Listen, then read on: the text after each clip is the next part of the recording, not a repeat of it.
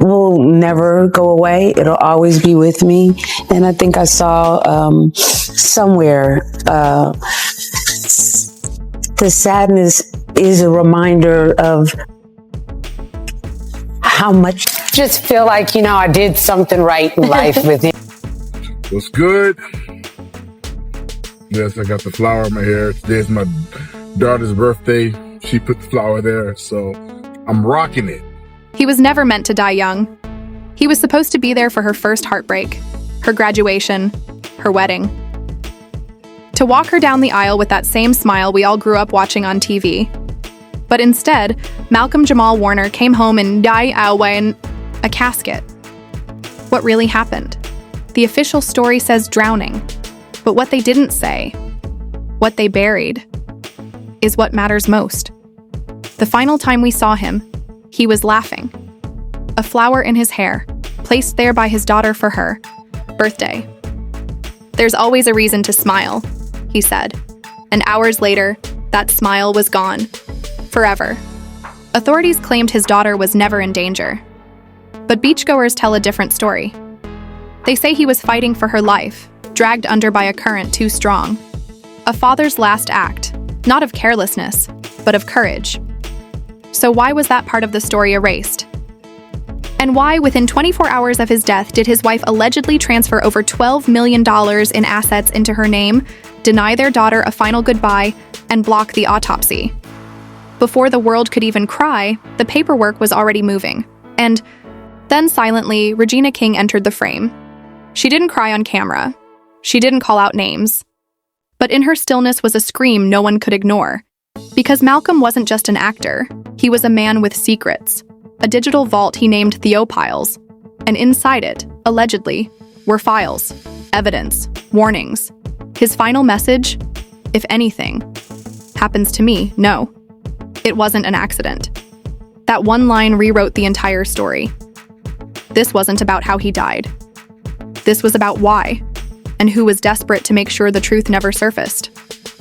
The official report painted paradise. July 20th, 2025, Cockles Beach, Costa Rica. Clear skies, calm water. A tragedy, they said, nothing more. But on that beach stood a man who had survived Hollywood, heartbreak, and pressure most people would break under. Malcolm Jamal Warner, the face of a generation, standing in the surf, smiling, flower behind his ear, filmed by his daughter. His final words to the camera? There's always a reason to smile. By sunset, he was gone. The version released to the press was sterile. No heroics, no daughter in the water, just a man who made a mistake. But the people who saw it say something else. A surfer swears he saw the child caught in a riptide, arms flailing, waves slamming. And Malcolm? He didn't hesitate. He dove into danger, not out of recklessness, but out of love. One witness claims the Red Cross treated the girl right, there on the beach. Malcolm was pale, struggling to breathe. They tried to revive him. So why did the authorities erase that entire sequence? Because if he died saving his child, the public would ask questions. The timeline wouldn't make sense. And heroes, they don't fit in neat little tragedies. They unravel narratives. And Malcolm's death, if heroic, couldn't be dismissed so easily. Then came the first crack. Less than 24 hours after his death, while fans were still lighting candles and watching old clips, his wife allegedly called her lawyers. Not to plan a funeral, but to lock in every cent. By the next morning, it was done. Control of everything, his estate, royalties, property, shifted. The same woman who allegedly denied their daughter a chance to see her father one last eye. Time also allegedly demanded cremation. Fast, no autopsy, no toxicology, no time. If that doesn't send a chill down your spine, it should. That's when Regina King stepped out of the shadows. For those who don't know, she wasn't just a friend. She was the love, a power couple that once felt like destiny. Until one day, Malcolm ended it. No reason, no explanation. He asked her to leave the house. And not long after, she faced a loss no mother should ever endure. Her son took his own life. She once said, "Grief is just love with nowhere to go." So when Malcolm's death hit the headlines, all eyes turned to her. And she did speak, just not the way people expected. A photo, him on a motorcycle. A caption. Some people leave an imprint, not just for who they were, but for the energy they carried. Then she wrote, "Ride in power." It wasn't angry, it wasn't bitter. But beneath every word was silence that felt like thunder, because Regina knew, and the world could feel it. Here's where it all starts to unravel. In the final months of his life, Malcolm had become withdrawn, careful, focused. He spoke less, posted less, but when he did, the messages were cryptic. One of them mentioned a folder, Theophiles. No one knew what it was until an email leaked. Allegedly sent to a journalist, it described an encrypted digital archive hidden off-site. Inside, names, documents, evidence. And at the bottom of the email, just one final sentence. "If anything happens to me, know. It wasn't an accident. Let that sit for a second." Suddenly, nothing looked like coincidence. The drowning didn't look like tragedy. It looked like a message. The wife's rush to control the money didn't look like grief.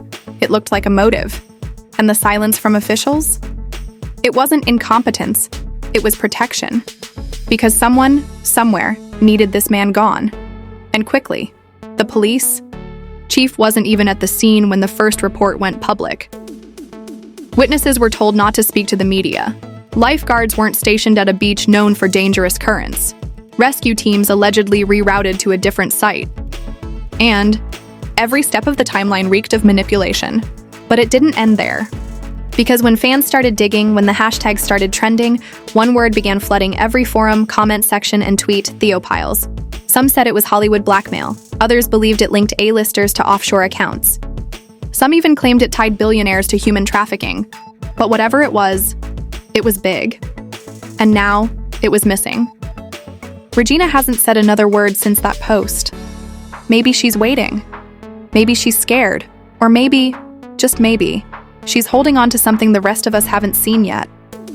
But the silence? It's no longer peaceful. It's loaded. Because this wasn't just a death. This was a cover-up, and the truth is gasping for air. What was in those files? The ones Malcolm warned his friend about. The ones he said would prove his death was no accident. Because now, it's not just fans asking questions. It's millions. People who feel the shift in their gut. Because the ocean may have taken Malcolm's body, but it didn't take the suspicion. It didn't wash away the rage. And it sure as hell didn't take the fight for truth. This story didn't end with a wave. It began there. In the first 48 hours after Malcolm's death, the world grieved. But behind the scenes, certain people weren't grieving. They were moving. Fast. While fans posted tributes and his daughter cried herself to sleep, someone was rewriting the story. Press releases went out like clockwork. Everyone said the same thing. Accidental drowning, daughter not in the water, no foul play, strong current. It was too neat, too fast, too polished. If you've ever seen a real tragedy unfold, you know. That's not how it goes. Real grief is messy. Real timelines are chaotic. But this felt rehearsed. And the people who were there, they tell a very different story. One lifeguard said he saw the panic in Malcolm's eyes the second he noticed his daughter struggling. He didn't pause. He ran into that ocean with no hesitation. That current was brutal, the man whispered. But he didn't care. He went straight for her. Another witness said CPR was delayed, not because of the chaos, but because no one knew who had authority on the beach. And in those moments, when seconds mean survival, Malcolm slipped away. But none of that made it into the reports. What did? A watered-down story of a father who took a wrong step in calm waters. No heroics, no witnesses, no fire. And while the news sanitized the truth, his wife was allegedly making calls. Not to the funeral home, to lawyers, to bankers. Within a day, over $12 million in assets had allegedly moved. Property, royalties, investments meant for his daughter, reassigned, gone, and the final blow? A push for immediate cremation. No time for an autopsy. No toxicology. No second opinion. just a rush to turn a body into ashes before it could speak for itself. Ask yourself, why? Why would someone block every path to truth, unless the truth was dangerous? And just when it felt like the silence might win, one voice cracked through. Regina King. Her tribute was short. No names, no accusations, but every line pulsed with weight. And those close to her say this: she knew. She may not have known everything, but she knew enough. Enough to understand that Theophiles wasn't just a file, it was a weapon, and Malcolm had loaded it with names. Now, here's where things shift from strange to sinister. Insiders claim Theophiles wasn't just a clever name, it was a mask. Theo, his most iconic role. Files, the proof he collected. A secret hidden in plain sight, disguised for fans who'd understand but fly under the radar of those who wouldn't. But what exactly did it contain? Some claim financial documents tying studios to illegal accounts. Others say it linked top celebrities to blackmail operations, and the most extreme theory, that it held years of emails, personal messages, linking major entertainment figures to trafficking, abuse, and silencing campaigns that spanned generations. Malcolm was spiraling before his trip. People close to him said he stopped talking, stopped trusting. When asked about certain topics, he'd smile, but say nothing. One friend remembers him saying, "Once you know certain things, you either carry them or release them, but releasing them comes with a cost." That cost might have been his life. Just days before the trip, Malcolm allegedly told someone, "It's ready, and once it drops, it can't be buried." But it never dropped, because something or someone made sure it didn't. And then came the darkest part. Multiple people connected to Malcolm said they were approached after his death, not by the police, not by any government agency, but by officials. No badges, no names, just quiet pressure. Questions about his phone, his laptop, his hard drives. One by one, everything disappeared. His wife allegedly told the press she couldn't find anything. Phone wiped, laptop missing, external drives gone, all of it. Erased, too clean, too convenient. But here's the twist. If you know anything about tech, you know that erasing isn't always forever. One source claimed Malcolm left a failsafe, a backup, a digital trail hidden in a place no one has looked yet. And if that's true, then Theophiles isn't lost. It's waiting. And if it surfaces, this isn't just about drowning. It's about an execution, a takedown, a message to anyone else thinking about opening their mouth. Because Malcolm wasn't the first, and he won't be the last. We've seen this pattern before. A beloved public figure, a sudden accident, an estate transfer, a silence too loud, and always, a secret just waiting to drop. But this time, the internet didn't let go. On Twitter, old interviews of Malcolm started resurfacing, clips of him hinting at industry corruption. On Reddit, timelines were built, cross-referencing names, dates, statements. On TikTok, his birthday clip with his daughter, that flower in his hair, became a symbol, not just of loss, but of injustice. A smile, a child's gift. And then, silence. Regina King hasn't said another word. Maybe she's waiting. Maybe she's protecting herself, or maybe she's holding the last puzzle piece, the one we haven't seen. But the silence around this story isn't peaceful. It's fear. Fear of what those files contain. Fear of the storm that would follow if the truth ever came to light. But the tide doesn't keep secrets forever. And eventually, what's buried in the deep? It rises. When the rest of Theophiles finally comes to light, if it does, the world won't be ready for what it exposes. The whispers that once lived in shadows have become full-throated roars. The more the media tried to push the polished version of his death, the more the cracks began to split wide open. By week 3, Dr. Justice for Malcolm wasn't just a hashtag, it was a reckoning. People weren't just sad anymore. They were pissed. Screenshots leaked from private group chats, alleged footage taken that day. Shaky, blurry, chaotic, showing Malcolm in the water, his daughter clinging to his neck before a wave pulled them under. Where is that footage now? No one knows. One witness claimed their phone was taken by authorities on the beach, never returned. Another said they were told to keep quiet. For the family's sake, they were told. But let's be honest. Was it really about protecting a grieving family or protecting something far more powerful? Because this timeline, it doesn't add up. It never has. We know Malcolm was alive when they pulled him out. We know the medical response was delayed. We know his wife had lawyers moving at a speed no broken-hearted widow should. We know Theo Piles was real. And yet, the public was expected to swallow a shallow explanation wrapped in PR tape until last week, when everything changed. An anonymous email. No sender, no subject, just a link. And in that link, a single, heavily watermarked PDF titled Theo Piles. Part 1. Not the full drop, just a taste, but enough to make the entire internet stop breathing. The first page, names, dates, confidential meeting logs. The second, screenshots of emails between elite entertainment executives discussing containment and damage control tied to an unnamed actor. But one of those names? Confirmed to be on the beach the day Malcolm died. Coincidence? You decide. By the time it hit underground sites and forums, the sender's account vanished, deleted, erased. But it was too late. Because once truth hits the internet, it never really disappears. And now the theory has evolved. This wasn't just about silencing Malcolm. It was about making an example out of him, so others would shut up before they ever spoke. The parallels to other mysterious celebrity deaths are haunting. Different names, same script, a clean end, a missing file, a grieving public expected to move on. But this time, the public didn't.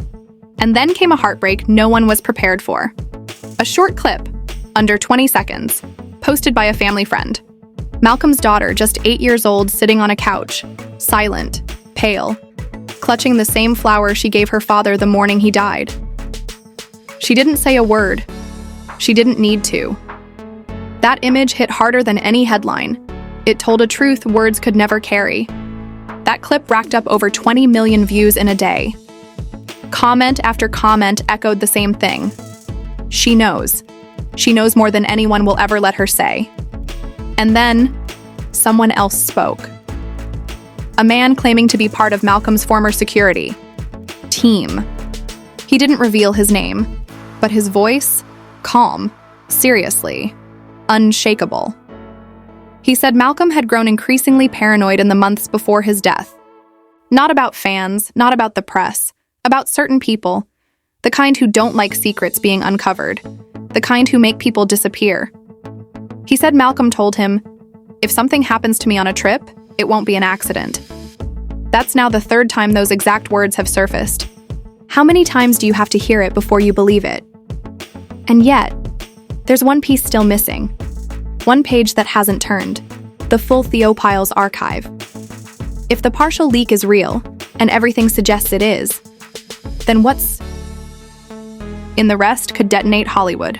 Financial crimes, blackmail, abuse, trafficking, cover-ups, names that appear on red carpets, magazine covers, and corporate boards.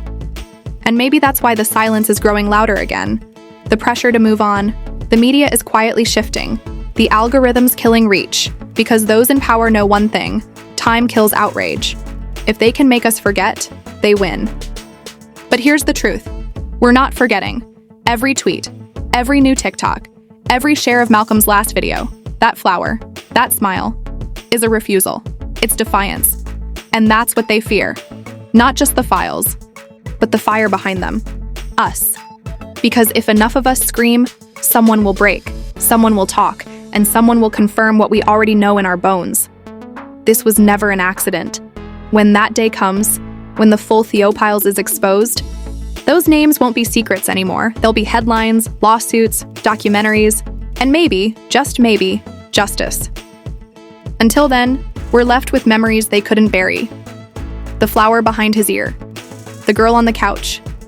The haunting silence of a man who knew too much. And somewhere tonight, someone is sleeping peacefully, thinking they got away with it. But they didn't. Because justice doesn't disappear.